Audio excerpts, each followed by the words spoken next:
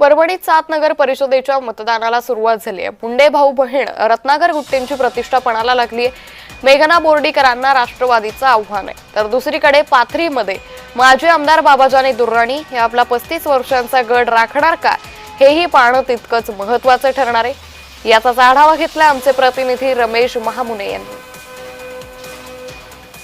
7 नगरपालिकेचं या ठिकाणी मतदान होत आहे।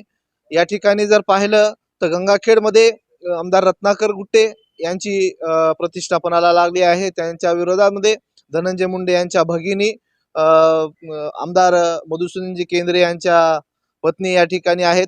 त्यानंतर जर पाहिलं आपण जिंतूरमध्ये तर मेघना बोर्डीकर यांची प्रतिष्ठा पणाला लागलेली आहे।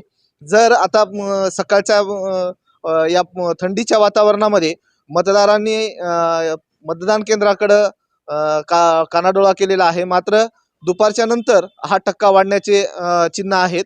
जर आपण पाहिलं तर जिल्ह्यामध्ये आमदार रत्नाकर गुट्टे तसेच माजी आमदार केंद्रे यांची या ठिकाणी लढत होणार आहे। तर जिंतूर मतदारसंघामध्ये पालकमंत्री मेघना बोर्डीकर यांची प्रतिष्ठा पणाला लागली असून पाथरीमध्ये बाबाजानी दुर्राणी हे 35 वर्षाचा गड राखणार की त्यांच्या हातून निसटणार हेही पाहणं गरजेचं आहे।